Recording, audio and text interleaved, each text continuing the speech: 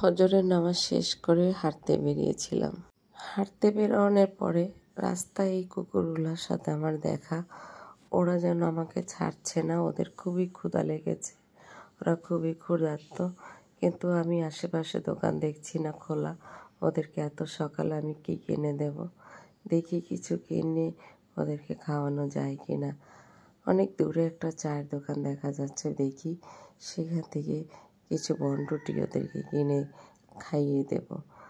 তো তোরা দাঁড়া এখান থেকে কিছু বনরুটি ওদেরকে কিনে আমি খাওয়াবো। আসলে সারা রাতের পরে ভোর হয়ে যাওয়ার পরে ওদের খুবই ক্ষুধা লেগেছে। বাচ্চারা কুকুর ছানাগুলো দেখেন খিদায় কেমন ছটফট করছে, এত বেশি ক্ষুধায় ওদের লেগেছে। আসলে আমি কুকুরগুলোকে চিনি না, কিন্তু ওরা আমাকে এতভাবে জড়িয়ে ধরেছে। রাস্তায় বেরোনোর পরে ওরা খাবার চাইছে আমার কাছে, দেখে তাই মনে হচ্ছে। বনরুটি নিয়ে এসেছি, খাওয়াবো ওদেরকে। ওরা হলো বোবা প্রাণী, ওদেরকে একটু খাবার দিলেই ওরা খুশি। আমার মা বলতো কুকুর খুবই ভালো জিনিস, কুকুর সিকিউরিটি গার্ড দেয়। ছোটোবেলা আমরা দেখেছি শুধু ভাতের মার দিলেই ওরা আমাদের গরু, ছাগল, হাঁস মুরগিগুলো পাহারা দিচ্ছে। একটা গাছের পাতা পড়তে পারতো না, ওদের ঘাউ ঘাউ শুরু হয়ে যেত।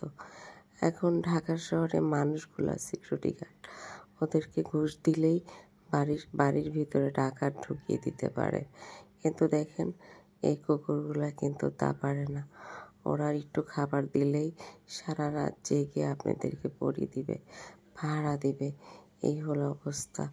মানুষের চেয়েও কুকুর অনেক ভালো, এটাই মনে হচ্ছে আমার কাছে। ছোটোবেলা তো তাই দেখে এসেছি, আর এখন বড় হয়ে দেখছি ওদেরকে খাবার দিচ্ছি, ওরা খাচ্ছে, আমার যে কী ভালো লাগছে। আপনারা কে কে কুকুর বিড়াল ভালোবাসেন অবশ্যই আমার কমেন্টে লিখে জানাবেন। এখন থেকে আমি নিয়মিত ভিডিও দেব, আপনাদের কাছে এই প্রত্যাশা রইল। কে কে কোন ধরনের ভিডিও চান আমাকে অবশ্যই কমেন্টে লিখে জানাবেন, আপনাদের আপত্তি না থাকলে। আজকে এ পর্যন্তই। তোরাও ভালো থাকিস, ফিরে আসবো তোদের কাছে নতুন কোনো খাবার নিয়ে। ততক্ষণ তোরা ভালো থাকিস। আল্লাহ হাফেজ।